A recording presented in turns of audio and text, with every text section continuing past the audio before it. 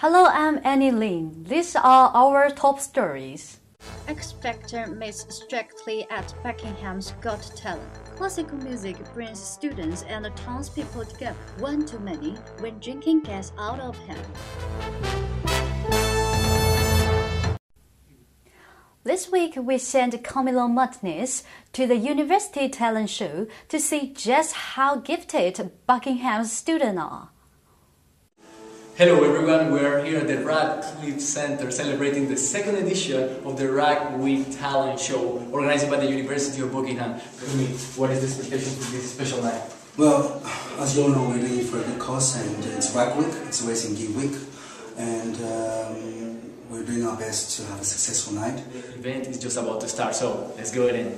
Turn them up, set it off, get your records off, something's on the mind, let it off. You don't know, you just bet, you won't know. They come and send it back, why you sweating? It's a lot of real G's doing time, cause of what you put it on the mind. Head down, standing in the light of your halo, I got my broken fairy tale. So hard to find composing, hallelujah, hallelujah. Come on, skinny love, just last the year.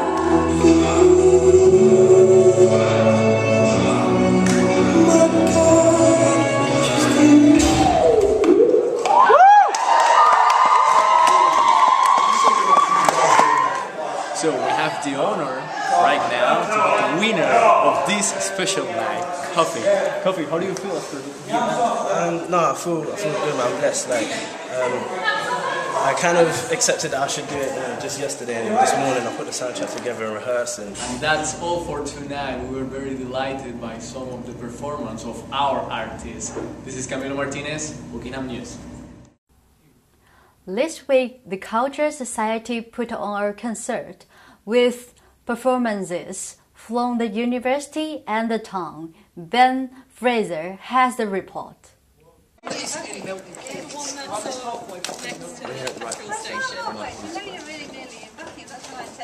We're here at the Radcliffe Centre in Buckingham for a night of cultural entertainment in the form of music. The town and university have come together to put on a classical concert. Let's go and have a listen. What does tonight mean for Buckingham? Buckingham is a sort of mixture of students' talents mixing with the town and university coming together to, really. The university is obviously a big part of the town, and obviously the university couldn't exist without the town, and it's just important to share the students' talents because there are some students playing first and then some people from the town playing second, so you've got a perfect halfway split between the two. What's the best thing you've seen tonight? The last piece, because I used to listen to that kind of music with my dad, so it was very emotional and I really enjoyed it. It was great.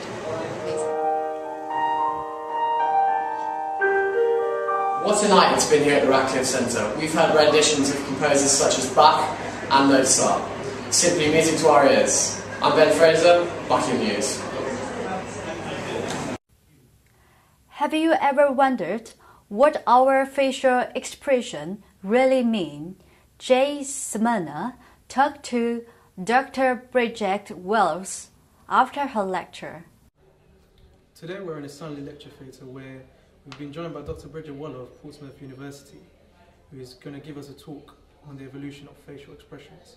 I'm going to talk about the evolution of facial expression, and in particular I'm going to try and think about why we move our faces at all. And I think this often seems obvious to us, and we do it so automatically, and we see facial expressions in others, and we see movements, we recognise them, and they mean something to us. Having worked on a chimpanzee project, how similar would you say human expressions are to chimpanzees? They look very similar, certainly, and I think that's how this whole field started, just by seeing that they look similar. Whether they always have the same meaning or not, I think, is a different question. Our little facility is seen as a resource by the monkeys. They like it, they want to come and play. Having opened a macaque study centre at Portsmouth University, are you implying that those are the closest animals to humans, or could other animals be used also? species has got a very interesting social organisation because they're very tolerant. They don't have a very strict dominance hierarchy, so they're quite similar to humans in that sense. You mentioned studies about dogs. I have a black Labrador at home, and he seems to react to my emotions. How close would you say dogs are to humans? Well, oddly, in some ways, we're probably more similar to dogs than primates in some things because they've evolved in our environment. How will this research impact not only the study of evolutionary psychology, but wider work? The work we do helps us understand facial expression in humans. So there are all sorts of reasons why it might be interesting to study it. Dr. Waller left the audience pondering how closely humans are connected to other primates and wondering, can animals really read human expressions and vice versa? I'm Jay Simonadasa reporting for Buckingham News. Binge drinking students have often been in the news in the past, but does Buckingham and its students have a binge drinking culture? Damian Wilson find out. Binge drinking with university students in the United Kingdom is considered a serious problem, with over 1 million NHS hospitalizations each year and costing over £3 billion. The University of Buckingham decided to take a look into this phenomena with its international students. Have you ever felt pressured into the British binge drinking culture? No, not at all. Not really, never. I have my friends who drink, but they never forced me to. Not pressured, I just felt like trying out a new experience. To be honest, no. Just going with the flow, yeah. Yeah, not really. No, I've never ever felt pressured. You've asked me about binge drinking. There's no need for binge drinking. The licensing hours at the moment are perfectly adequate to enjoy a drink every day and 2 or 3 times a day. Binge drinking itself has caused a lot of problems in this town, and I'm afraid it's the students that are mainly getting blamed for it. Probably by buying supermarket cheap stuff, tanking it up in somebody's house, then popping down the pub and having a few down at 13 High Street or somewhere such as that. And then the consequences are left spread along the pavements as they wend their way home. How has your social experience been in terms of drinking here at Buckingham? Yeah, I don't go out a ton, but I have gone out a few times, but I've never felt pressured into drinking or anything like that. Well, I don't really go out unless I'm going to work, so I don't feel pressured when I go out to drink. In closing, it doesn't appear that a binge drinking problem is evident at Buckingham. I'm Damian Wilson for Buckingham News. Cheers. During the 19th century, people realized that washing hands was an easy way of increasing hygiene and hindering germs from spreading. We sent William Jones to find out how serious Buckingham students treat hand washing. Only takes a few seconds to wash your hands. So why do only 32% of men and 64% of women do it on a regular basis? We've decided to go around our university to find out how hygienic our fellow students really are. Well, I wash twice or thrice a day. In the kitchen environment, you have to wash them probably at least every 10 minutes. Soap, wrists, and the whole lot of the works. I wash them about 10 times. Every time I need to wash them when I go for a shower, every time. Depends how often I use my hands. We do indeed, yeah, 2 times. I do, yes, of course. If people actually saw it, obviously you can't see germs because they're microscopic, whereas when you're in occasion establishment training or if you've had some health hygiene training, you'll see if you see germs under a microscope and how quickly they can be transferred, it's unbelievable. So that's why I would suggest to other people to have a look at that. Well, there's signs in the bathroom. People, I don't know, maybe we should get more celebrities to do like campaigns and stuff. Findings suggest 11% of our hands are so grossly contaminated that they carry as many germs as a dirty toilet bowl.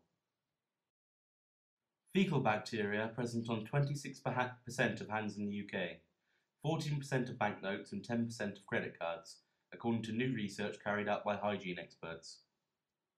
So there you have it. Buckingham University has celebrated World Hand Washing Day by doing its bit in the fight against bacteria.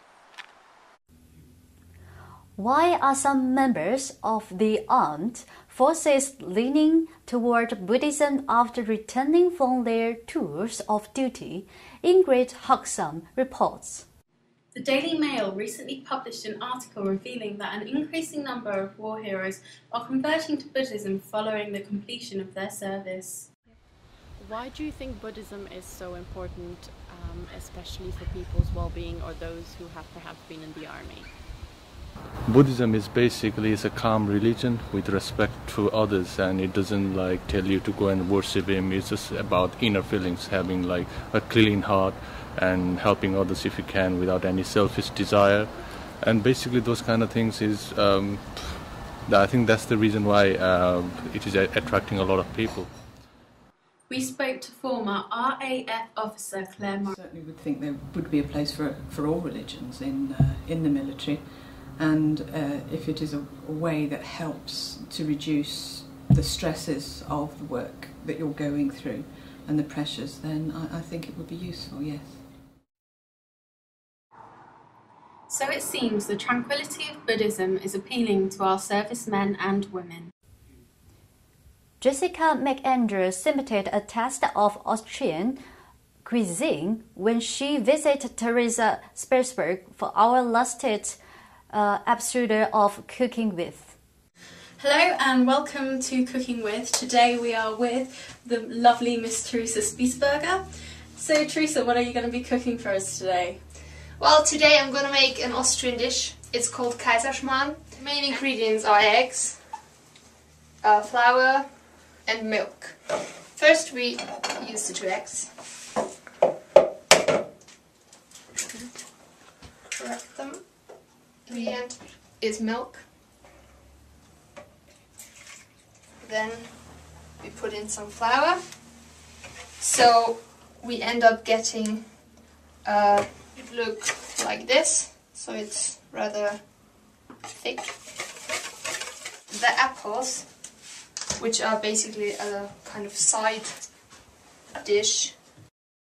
What I usually do is to use a saucepan, put in a bit of water and cook the apples for a bit. Just pour it into the pan. You know, you can just cut it into quarters and just turn the quarters around. Okay, so here we go. Everything has a nice color. We just start to tear it into little pieces and add our final touches, adding some sugar. And I put in almonds or hazelnuts. I'm just gonna let this into. And then add some apples. That's it. To everyone at home, hope you give it a try. Outside. And finally, a preview of what will make your mouth water next week.